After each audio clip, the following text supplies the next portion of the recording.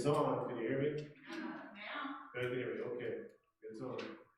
Okay, folks, well, welcome everybody. Liam is now, some kind of difficulty, maybe from the rain, I don't know, but he's just getting it set up. We don't want to, we get over 100 people or views during the week. So we want to make sure all those folks out there in TV land who watch us and hear us say we do. Now I have 3 microphones on my body here. I've got one that goes to ours, got one that goes to our viewers at home, and one for our viewers or listeners out in the parking lot. 200 yards away, you can still hear me at 98.3. So I don't know if anyone's out there, sitting out there, but if you are out there, folks, welcome everybody. St. Paul's, Evansville has been doing that for a couple of months, and so has Black Chapel. They have not been doing the inside.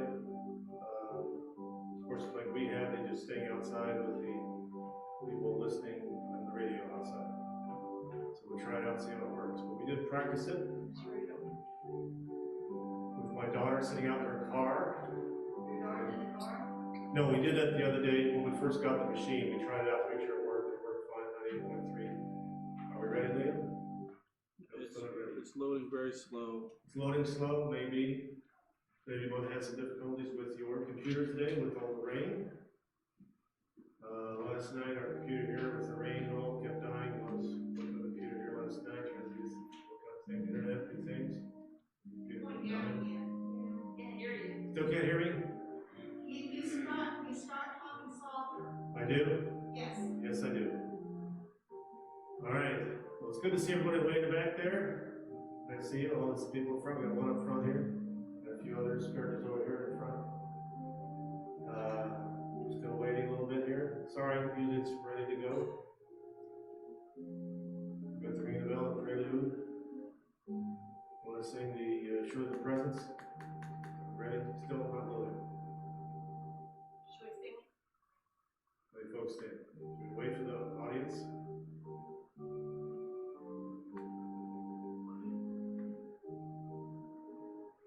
Our biggest crowd online live has been the 51 people we saw. Besides the people here, was the Mother's Day service. I assume all of you were watching that.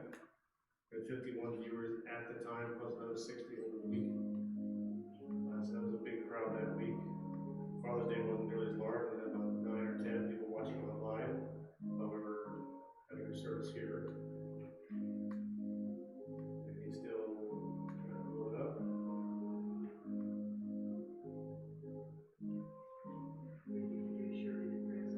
I'm waiting for Pastor. Are we ready?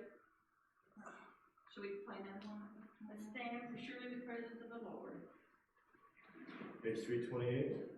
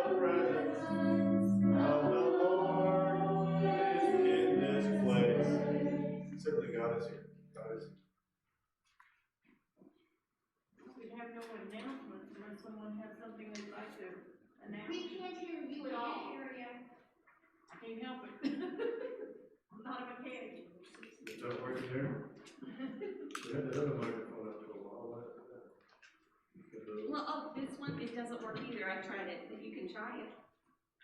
Maybe it will work now. Log on the other one. Testing, 1, 2. No, It didn't work earlier. Oh, it don't work. Let's check. It's all muted. That's the problem. You turn towards it, Peggy? Tommy? I'm Is the sorry. microphone turned towards you? That's not working either. Let's try it. All right, we got the sound. All right. We got sound. Sound system is muted. Oh, it all been muted. Okay. Sound all around. Check Hey, your Sylvia. other line. Connie, is this mic working? So Now they're both on. can you hear me now, folks? This is working. That means. This is working. Okay, good, I'll take this one. Yes. Okay. Now she's got a little single, excellent, thank you. Good to hear you. We can hear Connie now? Yes, they can hear me. Okay. All right. Okay, announcements. Anybody have anything they want to announce? I'd like to announce this, we still have orders, we got some in the mail, and we put them in the box. There's some more blank ones back there, in case you wanna fill one out, I got one here, plus there's back there for the gym walk. For anybody who wants to come to the gym walk, they're setting back there for people to fill those in as well. I do, If they have high orders, they can call me also. you can call her also. At home, on the phone. Is it gonna be extended beyond the 30th, or is 30th is gonna be the firm? Sharon, is the 30th firm? What is that, in the target, done that? Yes, it does, I just asked that firm, so last year we extended a little bit. Nope, firm, okay, sounds good. So I can put that, let people know, people ask me. Okay, the other announcements, anybody, anything else out there? Anybody? Nope? All Okay. right, let's go on to call to worship, page 460.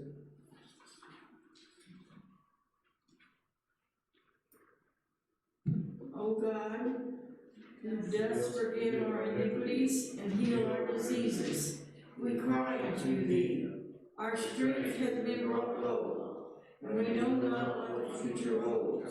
In our lives there is pain, In our our souls, souls anxiety and rest. if it may be, restore us to health. We ask no miracle of deliverance. We live in your nature of our suffering must continue. Help us to accept it without rebellion. If it must lead us toward the valley of the shadow, help us to fear no evil, but to go greatly to thy near presence. In thy good keeping, all is well. Into thy hands we commend our bodies and our And our spirits. spirit.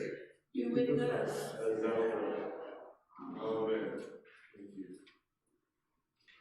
Our first hymn is Breathe on Me, Breath of God.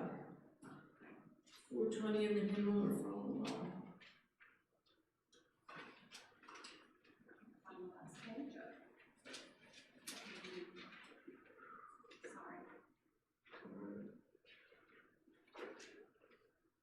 Oh, there's one of those, there's masks back there, everybody, guys.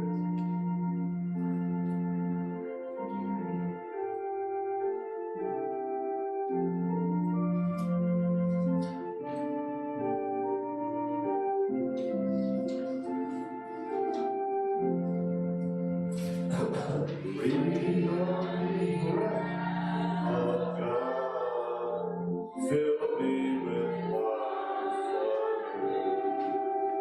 Breathe on me, from the boundless love, and what thou do.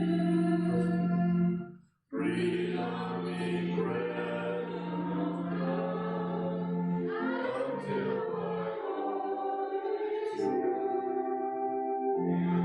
With thee I will, one will, to do and to endure. Breathe on me, breath of God, till I am wholly thine. Till all this earthly part of me flows with thy fire. Breathe on me, breath of God, so shall I never die, but live with thee the perfect life of thine eternity. Thank you. Yes, thank you. I think this would be an appropriate time to have a prayer for our scouts who are just now leaving for their, for the week. Oh, they are, okay, great. Our scouts are leaving for their week of camping. You see them driving by? They're just now driving by. All right, she'd like us to have a quick prayer, sounds good, especially it's about to have the children serve anyway. Dear God, let's pray for this scouts. Dear God, may the scouts be safe. Hold them in your hands, hold them in your heart. Help them to be safe and secure. Help them to understand the importance of caring for others, being kind and considerate for others, so that others may be safe as well. Thank you, God. Amen. Amen. All right. Children's service. Jesus loves me so, Lord, Bible tells me so. Little ones to him belong, but he is strong. Yes, Jesus loves me. Yes, Jesus loves me. Yes, Jesus loves me. The Bible tells me so. Well, this sermon is about, the scripture is about welcoming. Jesus says, if you welcome my followers, you welcome me. If you welcome me, you welcome the one who sent me, which is God. When you welcome strangers as kids, we can welcome new kids. Having moved, I had lived in 8 different homes by the time I was 16. I moved a lot. So I was used to being the new kid. Sometimes I was welcome and sometimes I was not. Kids didn't necessarily mean to me or pick on me necessarily. Sometimes did not. On occasion it did. One time it did. It was very mean to me. It was very difficult. It was sad, but there were some kids that were welcoming to me. They were nice. You know, other kids were very mean to me and hurt me in the hallways and throw things at me. There are other kids that were nice and kind. And they're the ones I remember so much, the kindness that they gave to me. And that's what we can do as kids. You can be kind to new kids that come to school. New kids who don't know anybody, new kids who are uncomfortable, just take the time and effort to welcome them to the school. And they may or may not accept that welcome, they may rebuff you, but that's okay. Make the effort to show them that you care. That's very important. Let us pray. Dear God, help us to be like children and respect and appreciate others, and to welcome them into our hearts and into our homes, and to be kind and considerate and appreciate others. Thank you, God. Amen. He's got the whole world in his hands. He's got the whole wide world in his hands. He's got the whole world in his hands. He's got the whole world in his hands. Thank you. Okay, and this morning our responsive reading is Psalms 13. I forgot to put it on the screen. It's okay. Page 746 in your hymnal. Psalms 13. How long, O Lord, will you forget me forever? How long will you hide your face from me? How long must I bear pain in my soul and have sorrow in my heart all day? How long shall my enemies exalt over me? Lighten my eyes, lest I sleep the sleep of death.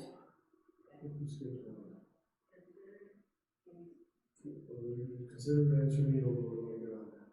Lighten my eyes, lest I sleep the sleep of death. Sorry. Lest my enemy say, I have prevailed over him.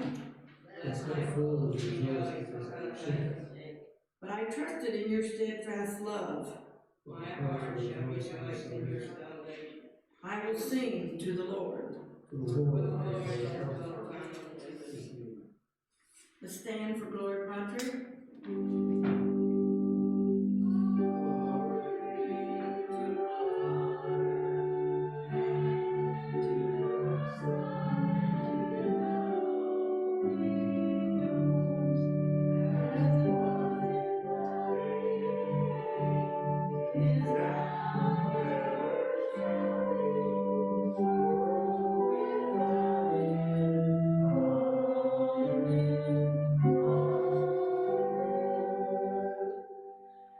Our first scripture reading is Romans 6, 12 through 23. You may be seated.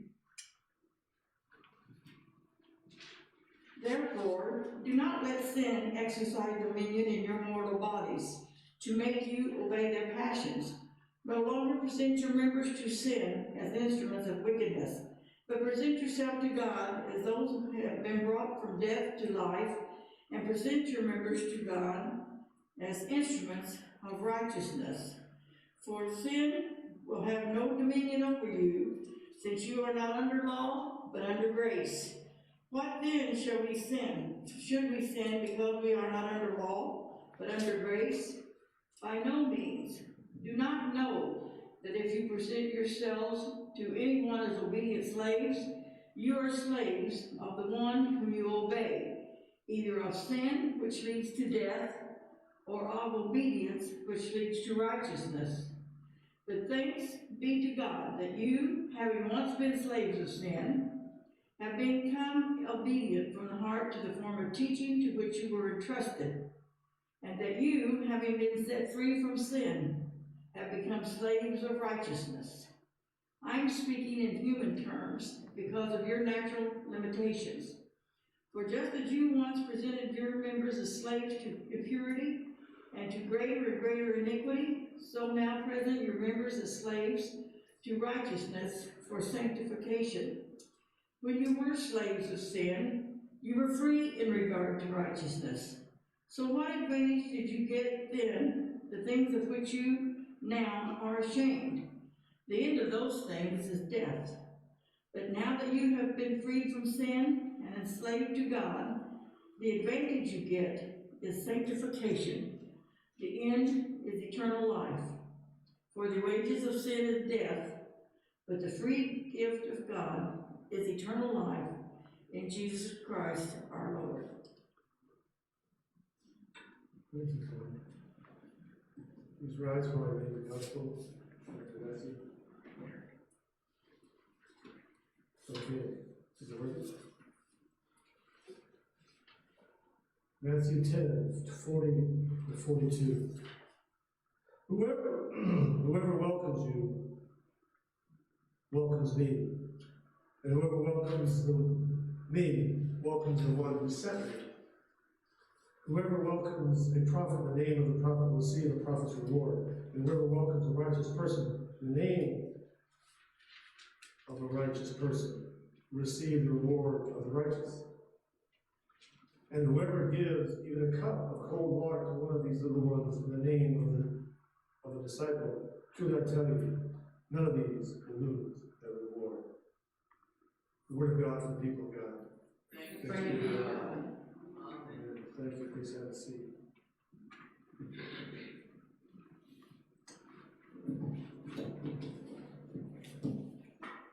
You are welcome to this. Ladies and gentlemen, and fellow microphones. I have 3 microphones on me right now.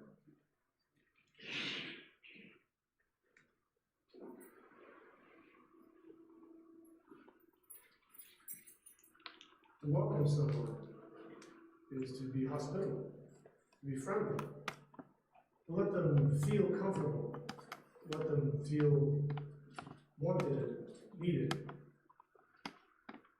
Jesus explained to Mary and Martha, as you remember, that famous story where Mary was saying, "Come, Martha, come help me." And she said, "No, I'm going to be." And Jesus said, "No, she is making me hospitable, making me feel welcome here."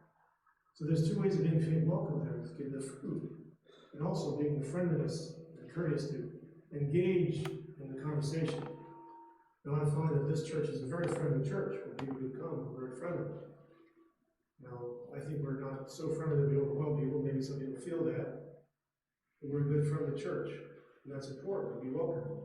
There's other ways to be welcoming besides just during our sanctuary times. There's times to be welcoming how we express ourselves. One welcoming is we have our gym is a welcoming way to let people come into our church. Be welcome. There's other things that we could do. We have to think of things that how to be welcome. Because we have to learn that just because one way we welcome somebody does not seem the same with everybody. We're all different people. We have different ways of feeling welcomed. And helping others in our society is sometimes thought of as a sacrifice. If you help somebody else, if you lift somebody else up, and somehow you think you're letting yourself down. Just making it clear. We're welcoming others does not put us down or make us feel less. It raises us all up because we are welcome. You're welcome, as you welcome the person who comes from Jesus, you're welcoming Jesus. As you welcome Jesus, you're welcoming God into your lives. And sometimes we have to be welcomable. We have to be the kind of persons who are welcomable. In other words, someone who will want to be welcomed by others. So we make ourselves in a way so that we are welcome. And I know there's some of us have ever had the Jehovah's Witnesses knock on your door.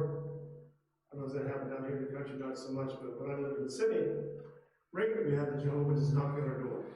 They'd come knock on the door and want to talk to me.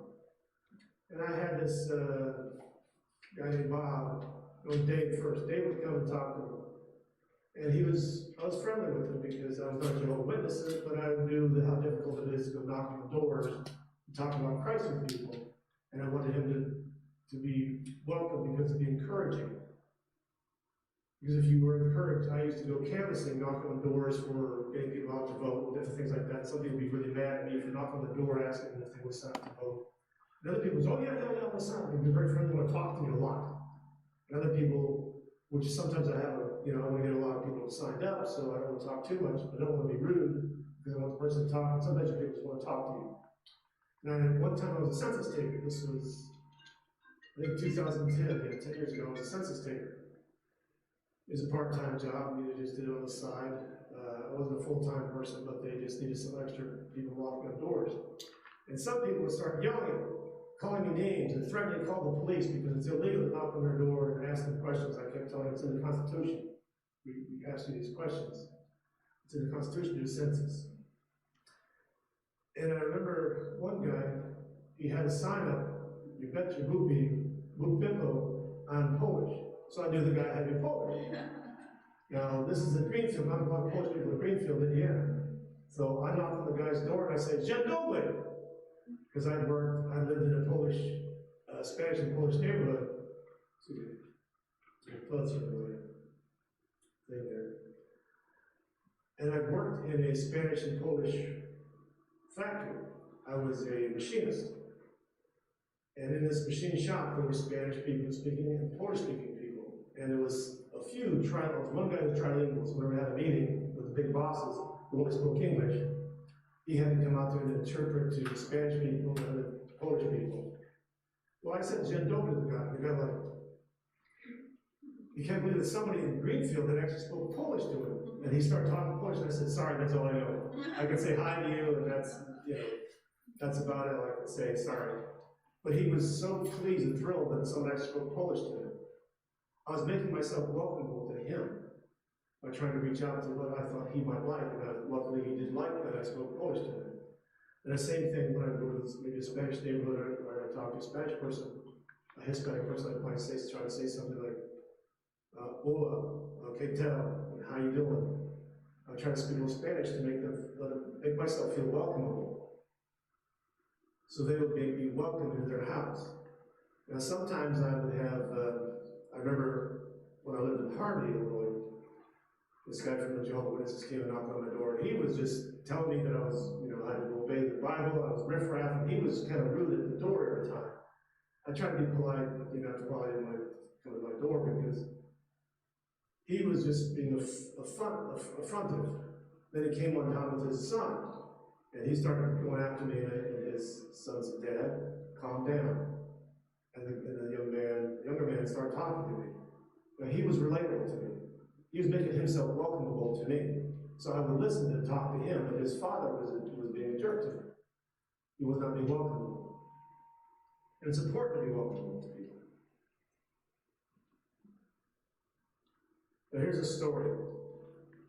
A woman answered her door, and 2 Jehovah's Witnesses were there. She said, I'm going to talk with you. And she slammed the door. The door bounced back open.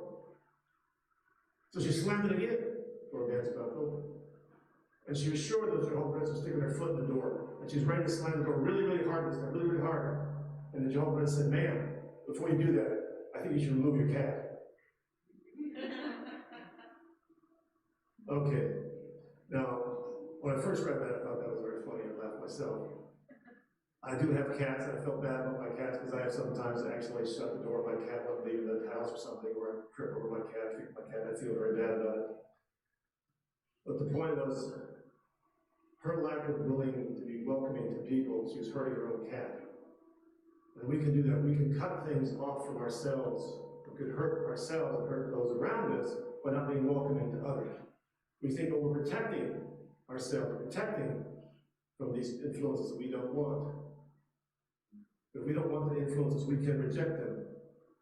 It doesn't mean we should reject the people.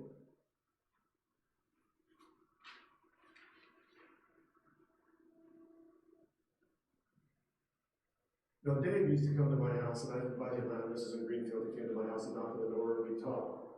And I welcomed him in, and offered him some juice and cookies or something, and we'd sit and talk.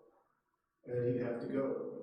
And then one day, I was over at Walgreens Pharmacy, and there's Dave.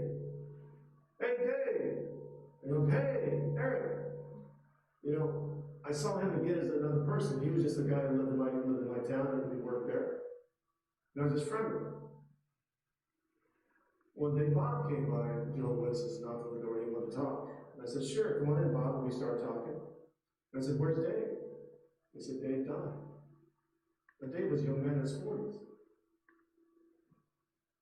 And he said, Dave told me I should come visit you. So he came to see me. And it was nice to know, because I had gone to the pharmacy and Dave wasn't there, but I talked to a different shift. But I liked to know that I had that time to talk to Dave. And now Bob was there talking to me. He was very friendly. And then Bob stopped coming. He started bringing friends of his, and I think it was because I was so friendly that they wanted to have a nice faith perspective. And I went to their church to find out what they did. It was very different. They don't have a pastor. What they have is, it's like a Bible study. I don't know if any of you have been in Jehovah's Witnesses churches that worships. Well, the one I went to in in Greenfield, there was one in Harvey too. It used to be a pool hall. They took it over, and they took down the word pool and put the word kingdom. So Kingdom Hall, you can still see the word pool behind it. But in Greenfield, they built it all in just a week. The other churches came together, and they built this very simple building, just a rectangle building. The churches from all around the Jehovah's Witnesses came together, and just all grouped together and built Jehovah's Witness Hall right there in Greenfield. And it's done in a week. It was amazing. You see all these people out there, and they explain it. What they just did was just, that's how they do it so cheaply. It's because everyone donates the labor, many of them donate materials, and they just do it very quickly and easily. There's a small building, they have just a couple of rooms in this big room. And you go in the room and just have someone leads basically a Bible study.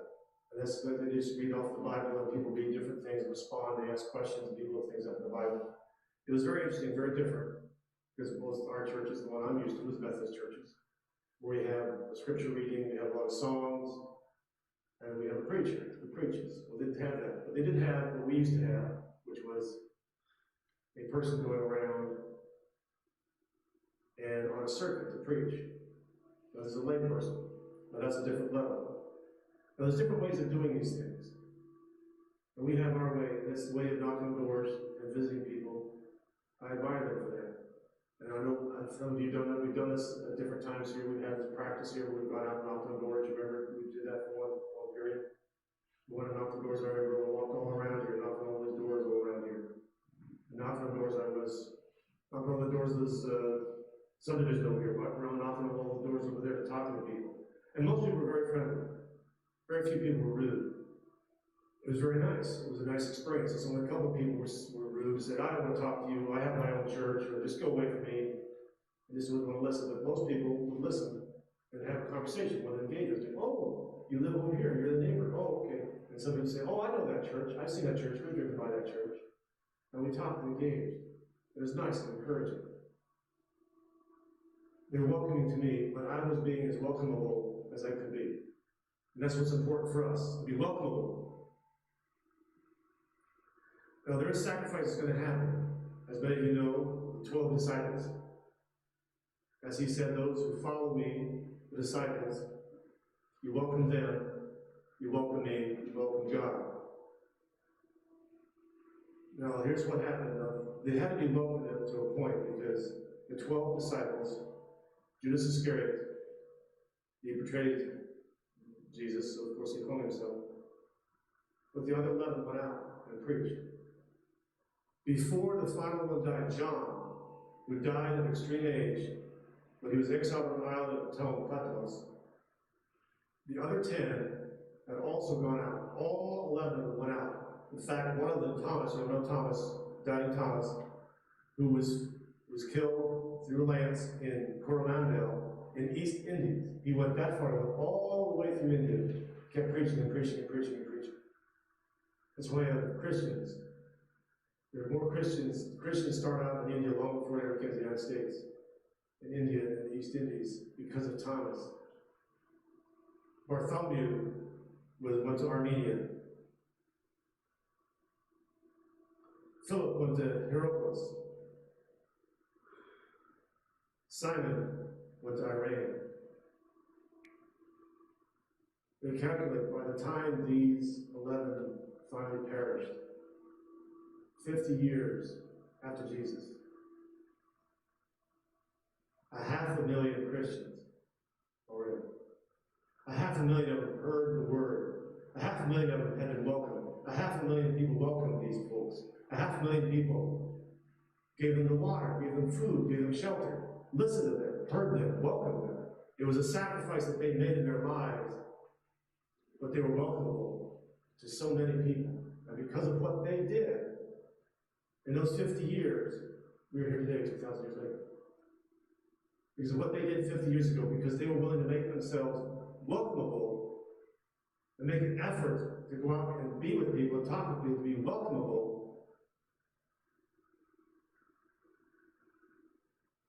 They were able to have so many people welcome Jesus and welcome God into their lives. Christians aren't perfect, right? But they're just forgiven. That's what we are. We're not perfect. We make mistakes. We've gone out and said the wrong thing to the wrong person at the wrong time. I've knocked on doors and tried to be, in the manner that Jehovah Witnesses knock on the doors to talk about our church. And sometimes I say the wrong thing. I'm trying to be friendly, maybe I'm too big, too garrulous, too friendly, too flip, maybe, I don't know, and sometimes I offend the person. I don't mean to. I say something the wrong time, or some people slam the door in my face, and I come back some other time, and they say, oh, I'm sorry, last time I was just mad because my boss yelled at me that day, and when you showed up, I was so mad, no matter what happened, I was going to be mean to somebody. And you have to forgive people for that, too. Because just because somebody's unwelcoming once doesn't mean they're not going to welcome you later. Same with the disciples. If they had given up the first time they were rudely treated, would Thomas have gone that far? He kept going. He kept going. Did everybody, every single person was kind to him? No. Many people probably were rude to them, or affronts to them, insulted them. But they continued to be welcomable as best they can. And I've got another story here. This lady at the manor, she told her butler, gave him last-minute instructions. Bentley, she said, I want you to stand at the front door and call the guests' names as they arrive. And Bentley said, very well, madam, I've been wanting to do that for years. No.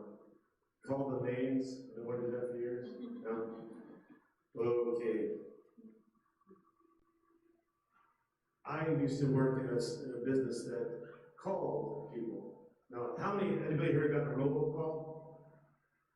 They're much easier to hang up on than a person, aren't they? A real live person is hard to hang up on. But a robocall, it's easy. Just once you get there, call Laura. Hi, this is Laura. I'm calling you about health insurance. Because I know what their spiel is going to be. I've heard it already. I listened the first time I listened, every time Laura calls me, I know what she's going to say because it's a robocall. I worked for a business that was a company we called to sell radio time, radio stations. And you called businesses. You didn't call individuals, but you called businesses to try to sell the radio time at the local radio station. The local radio stations are allowed to have a certain amount of space and time, and if they don't have some extra space to sell it, well, our company would contract with them to sell this leftover space. So from that, I learned not to be so rude to people, because these people are just trying to make a living. And I always, when someone does call, and has called in the past, I just thank you very much for calling, I appreciate it. And good luck with what you're doing, it's a difficult job, but thanks, but no thanks. is I find no reason to be rude to somebody because they're doing their job. Now, if they call me up and are rude to me, and that has happened when people are yelling at me about demanding that I buy something from them, well, I'll hang up a little quicker on that one. But the point is, we don't have to be rude to people. We don't have to be in front to people. That's not what we are supposed to do. We're supposed to be welcoming as many people as we possibly can.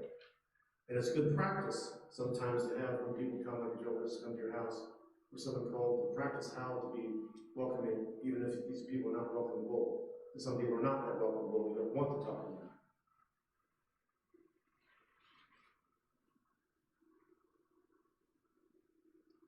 Because we can get stuck in a rut. We get stuck in a rut of behaviors, the way we behave toward people.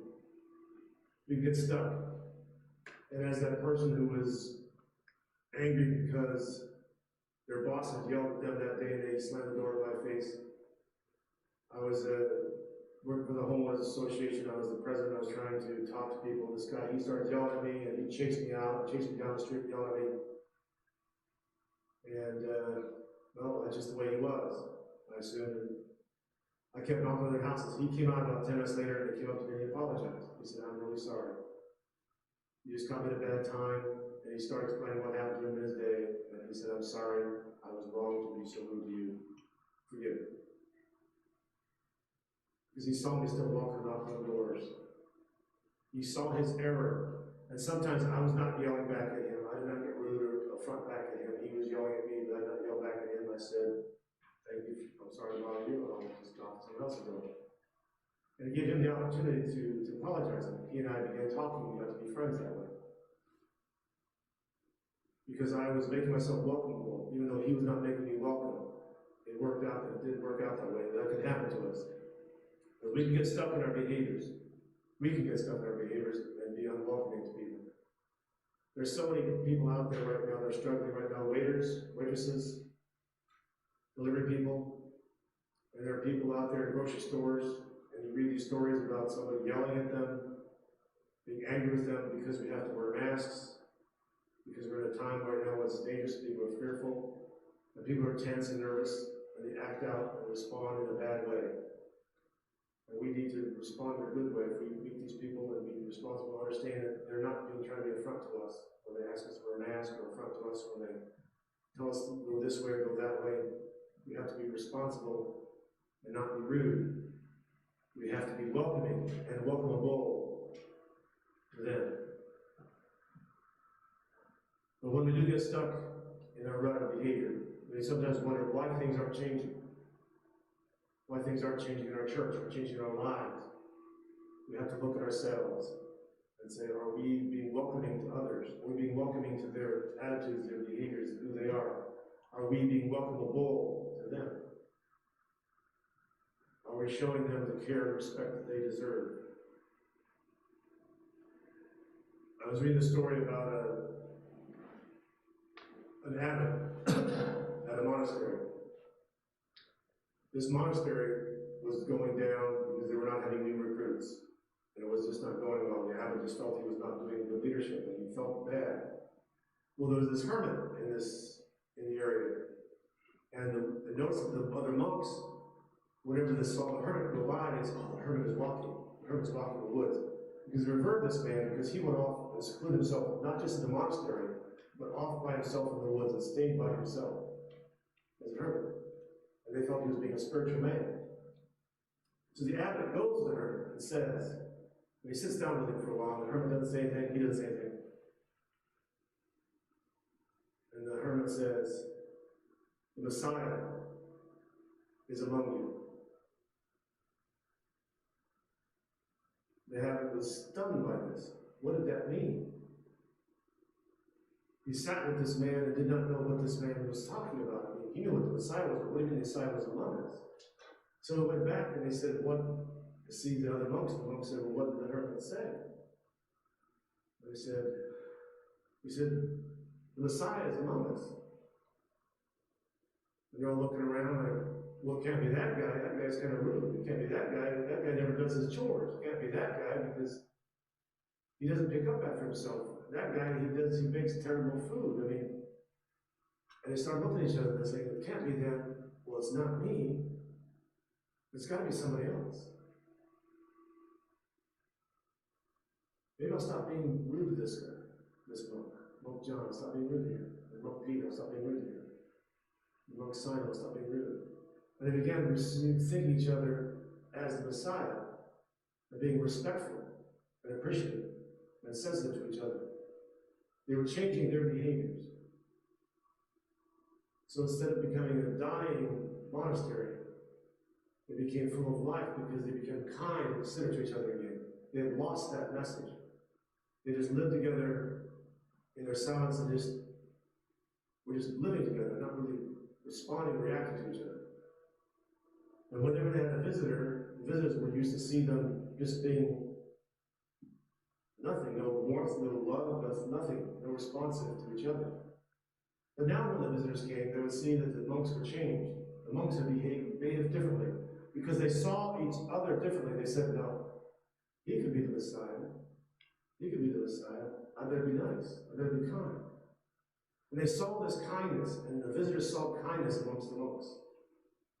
Kindness that had not been there before. Because the monastery was dying out, they were being rude and uncomfortable and unhappy with each other.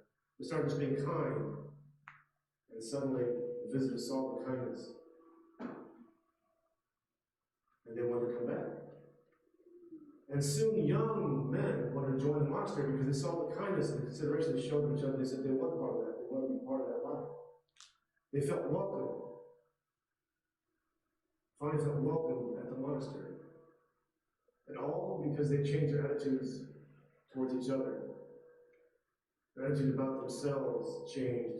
And it changed people's outlook on them because their outlook towards others changed. Jesus is saying,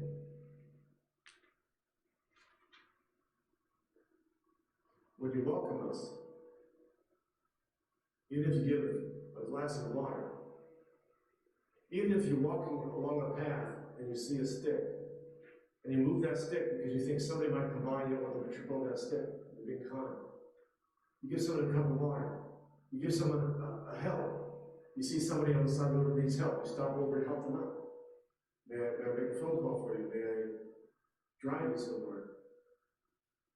You see someone along the streets who are struggling and having difficulty. You help them out. You make that extra effort. Because that cold water that you're giving someone could be really helpful. That extra dollars you give them, the extra help you give them, the extra food you give them, the extra consideration you give them, just the kindness you give to people. And I can look back at my life, someone just being kind to me at a time when I'm feeling low.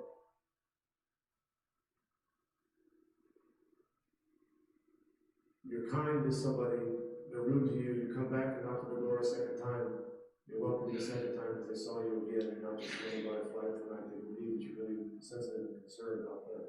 It's not just a one-shot deal. You're coming back. The rudeness did not stop you.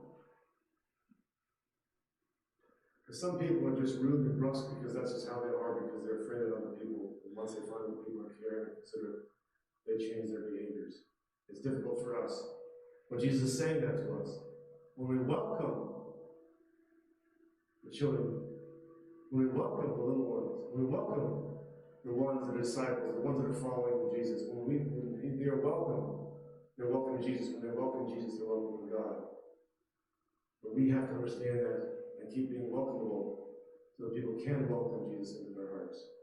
By our being welcomable, we can be a representative, we can be a disciple, a proven disciple, and take that struggle and difficulties that we have and turn into positives.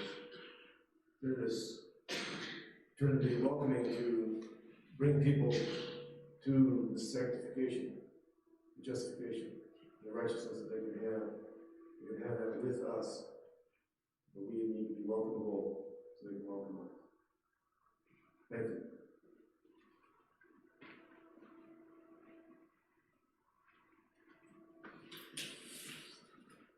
This is the appropriate hymn here for this one. Trust and obey.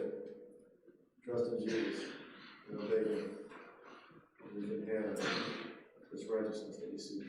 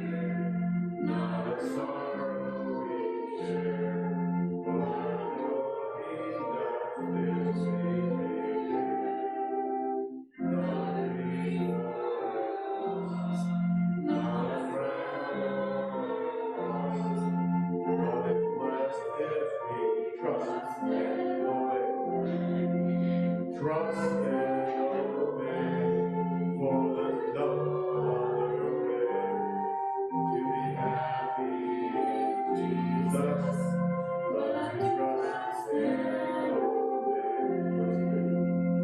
But we never can, and no life shall be found, but to walk on the altar.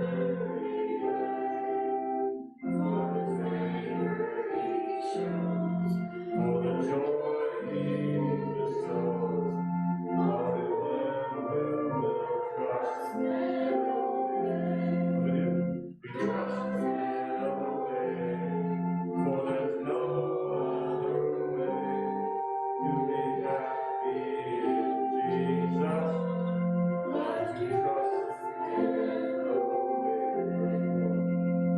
And in fellowship with Thee, we will sit at His feet, or walk by His side in the way. What He says He will do, where He says He will go. Never fear, only trust and obey. Trust and obey, for there's no other way.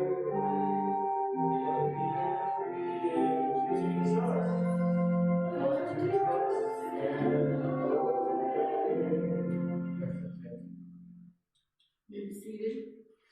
Okay, joys and concerns. I don't know, some of you may know this because I haven't been here, but I talked with Vicki Goff yesterday, and 3 weeks ago when she went for an appointment and Ron asked to sit out in the car and wait on her, she went out and could not get him awake. She tried everything. She hit him in the chest. She did everything. She finally called 911, and they got there, and he was totally dehydrated, and they had to work with him, and they had to give him oxygen and all, and they took him to be checked out. But they told her that if it ever happened again, don't wait, you call 911, but then you do CPR on him, because he was that close. So, and you know, with not much of a choice, you can't go in with the patient nowadays. You have to sit and wait, but she's gonna make sure he has something to drink. But it scared her pretty bad. Oh, yeah. Yeah. So, I don't know, some of you may have known that.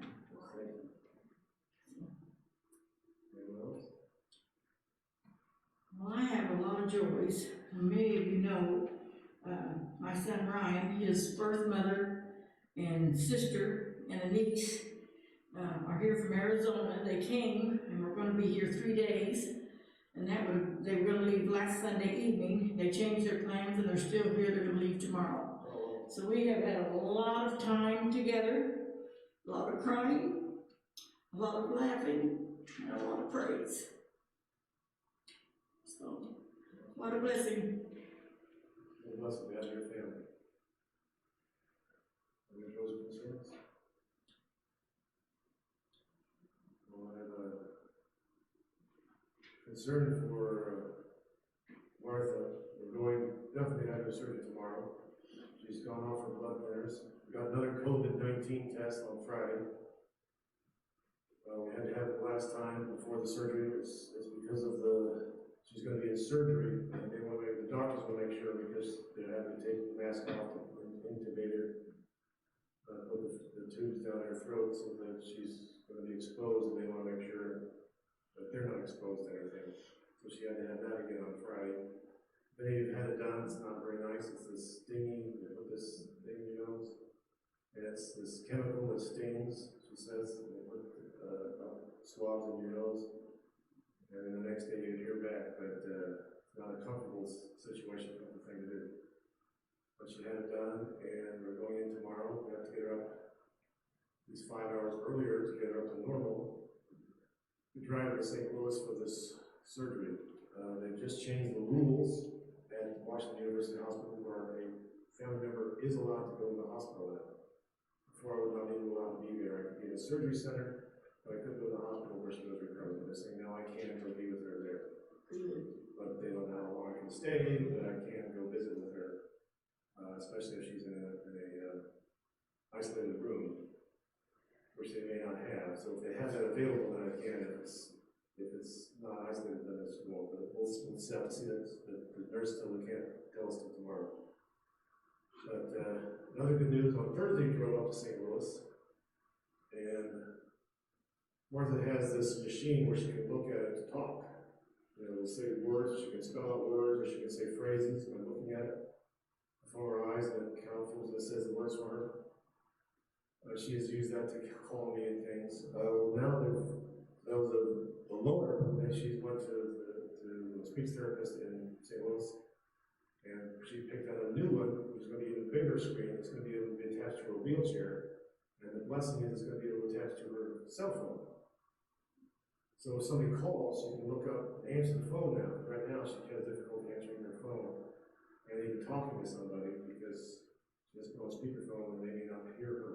Her voice is so soft and low, it's slow. So this way she can then maybe we'll talk to them through the phone as well. And tomorrow's the surgery, I didn't tell you before, it's for putting a feeding tube in. She's having difficulty eating right now. And very few foods she can eat. So we're trying a feeding tube to see if that will help. Give her more options of food. We have to feed her, she can't feed herself. It's been a real struggle these past few months. Not being able to go to the hospital to get the medicine to slow down the progression, and physical therapy, which really helped her. So she's having struggles. So we appreciate any prayers and concerns. We have to be there at 10 in the morning. I'm not sure when the surgery is going to be, probably like noon or something like that. So people can pray at that time. I would appreciate it. But any other joys or concerns?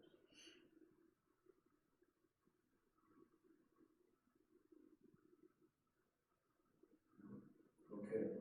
Let's take quite a moment to reflect on this, reflect on all the concerns we have.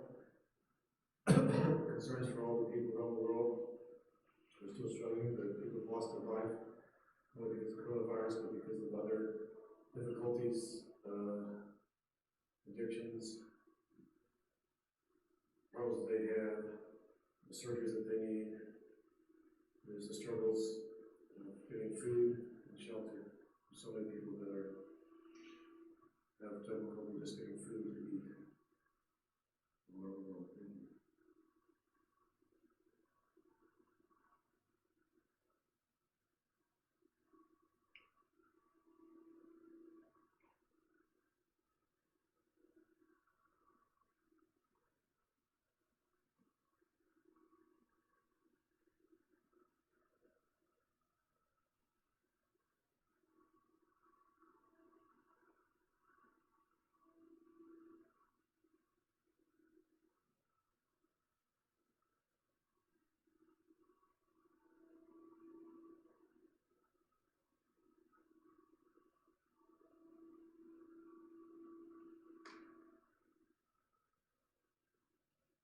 Dearest God,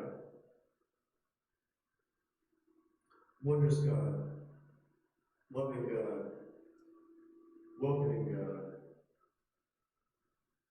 you give us so many blessings, you offer us so much, help us to understand the struggles that we go through, that we can still reach out to you, that we still find solace and support and comfort through you.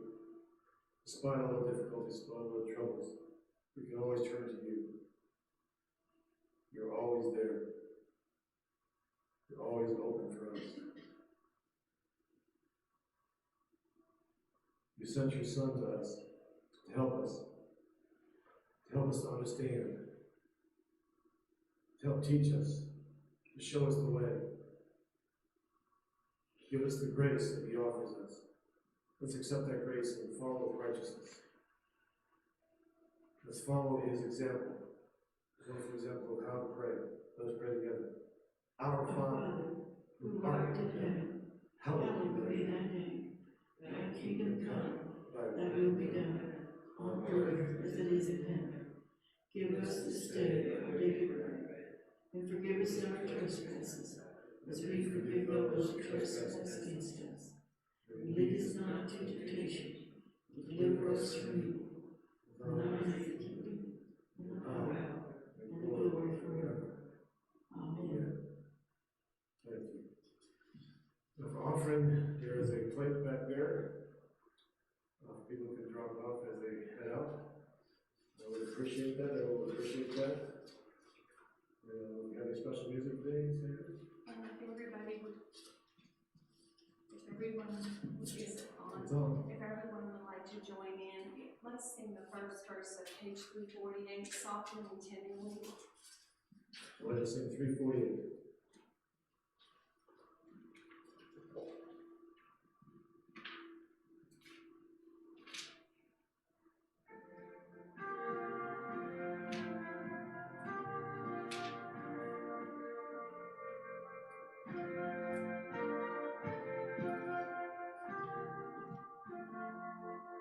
Softly and tenderly, Jesus is calling, calling for you and for me. See on the hills, He's waiting and watching, watching for you and for me. Come home, come home. You who are weary, come home. Earnestly, tenderly, Jesus is calling, calling, oh sinner, come home. Thank you, Sam.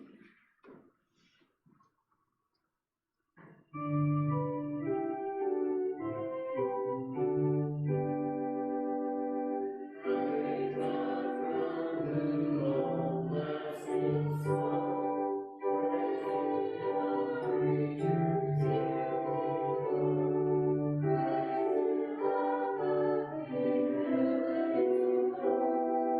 Praise Father, Son, and Holy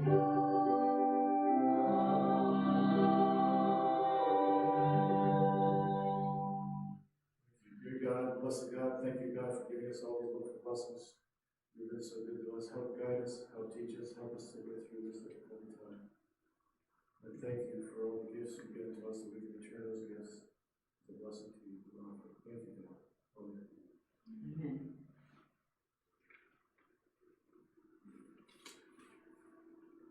Final song, Joyful, Joyful, we adore thee. Verses 1 and 4.